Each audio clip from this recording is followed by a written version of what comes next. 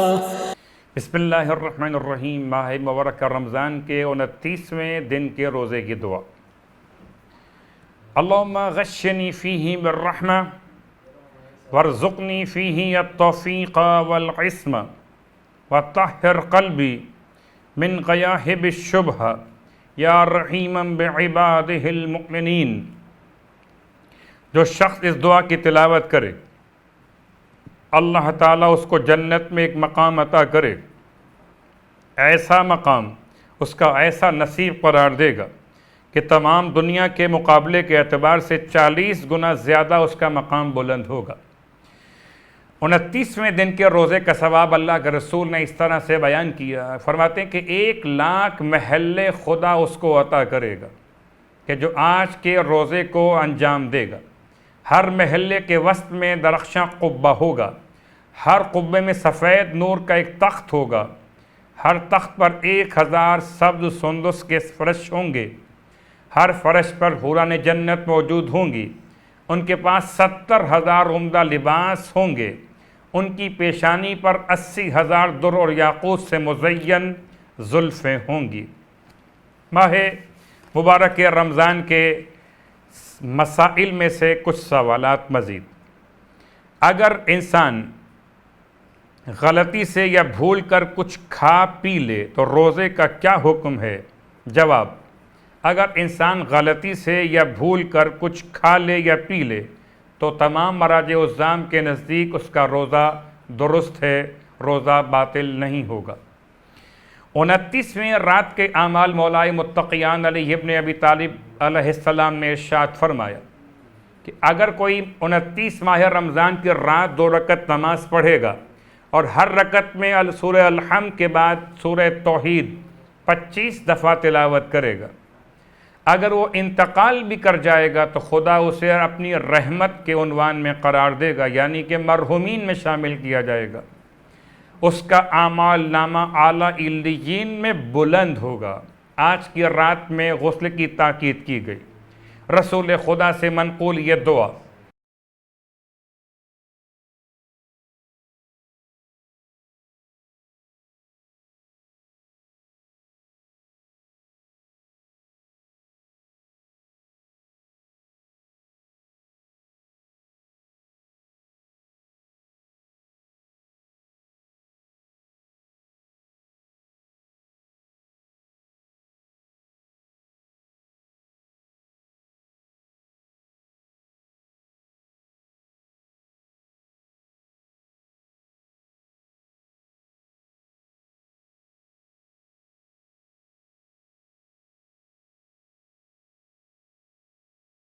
زکوٰۃ فطرہ کے چند مسائل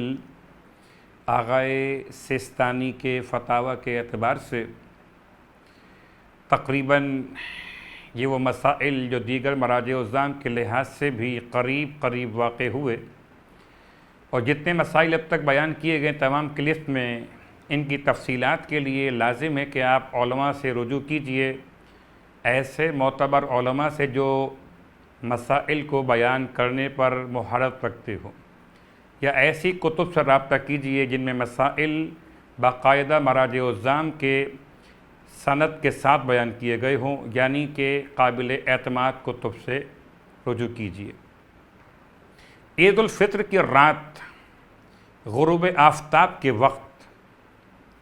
اب چاہے 29 روزے مکمل ہوں اور پھر چاند نمودار ہو جائے، یا 30 روزے مکمل ہوں اور چاند نمودار ہو، غروب آفتاب کے وقت جو شخص بالغ اور عاقل ہو اور نہ تو بے ہوش ہو اور نہ فقیر ہو اور نہ کسی دوسرے کا غلام ہو، تو ضروری ہے کہ وہ اپنے لیے اور ان لوگوں کے لیے جو اس کے یہاں کھانا کھانے والوں میں شامل کیے جاتے ہوں، فی کس 1 صاع، یعنی اس کے بارے میں کہا جاتا ہے کہ تقریباً 3 کلوگرام ہوتا ہے، ان غذاؤں میں سے جو اس کے شہر یا علاقے میں استعمال ہوتی ہیں، مثلا گیہوں یا جو یا کھجور یا کشمش یا چاول یا جوار مستحق افراد کو دے،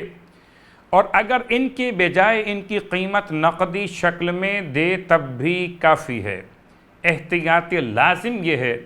کہ جو غذا اس کے شہر میں عام طور پر استعمال نہ ہوتی ہو، چاہے وہ گیہوں، جو، کھجور یا کشمش ہو، نہ دے۔ جس شخص کے پاس اپنے اور اپنے اہل و عیال کے لیے سال بھر کے اخراجات نہ ہوں اور اس کا کوئی روزگار بھی نہ ہو جس کے ذریعے وہ اپنے اہل و عیال کا سال بھر کا خرچہ پورا کر سکے، وہ فقیر ہے اور اس پر فطرہ دینا واجب نہیں۔ اس کے علاوہ باقی تمام افراد پر عید کی رات فطرہ دینا واجب ہے۔ جو لوگ عید الفطر کی رات غروب کے وقت کسی کے یہاں کھانے والے سمجھے جائیں، ضروری ہے کہ صاحب خانہ ان کا فطرہ دے، قطع نظر اس سے کہ وہ چھوٹے ہوں یا بڑے، مسلمان ہوں یا کافر، ان کا خرچہ اس پر واجب ہو یا واجب نہ ہو، وہ اس کے شہر میں ہوں یا کسی دوسرے شہر میں رہتے ہوں، اس پر لازم ہے کہ ان تمام کا فطرہ ادا کرے۔ یہ مہمان کا مسئلہ، جو مہمان عید الفطر کی رات غروب سے پہلے صاحب خانہ کے گھر آئے، رات اس کے یہاں گزارے اور اس کے یہاں کھانا کھانے والوں میں اگرچہ وقتی طور پر شمار ہو، اس کا فطرہ بھی صاحب خانہ پر واجب ہے۔ اس کے علاوہ زکوٰۃ فطرہ کے مصارف وہی جو خود زکوٰۃ کے مصارف، لیکن ایک بات یاد رہے کہ غیر سید کسی سید کو فطرہ نہیں دے سکتا، حتیٰ کہ اگر سید اس کے یہاں کھانا کھاتا ہو اور وہ سید کا فطرہ خود نکالتا ہو، تب بھی وہ اس نکالے گئے فطرے جو سید کا فطرہ ہے وہ کسی دوسرے سید کو نہیں دے سکتا۔ اس کے علاوہ فطرہ احتیاط واجب کی بنا پر فقط ان شیعہ اثنا عشری فقراء کو دینا ضروری ہے جو ان شرائط پر پورے اترتے ہوں جن کا ذکر زکوٰۃ کے مستحقین میں بیان کیا جاتا ہے، اور اگر شہر میں شیعہ اثنا عشری فقراء نہ ملیں تو دوسرے مسلمان فقراء کو فطرہ دے سکتا ہے، لیکن ضروری ہے کہ کسی صورت بھی ناسبی افراد کو فطرہ نہ دیا جائے۔ سورہ نبا، امام علیہ السلام یعنی امام جعفر صادق علیہ السلام ارشاد فرماتے، جو شخص روزانہ سورہ نبا کی تلاوت کرے گا اسے 1 سال کے اندر زیارت بیت اللہ الحرام خانہ کعبہ نصیب ہوگی، قیامت کے دن اسے شراب طہور پلائی جائے گی۔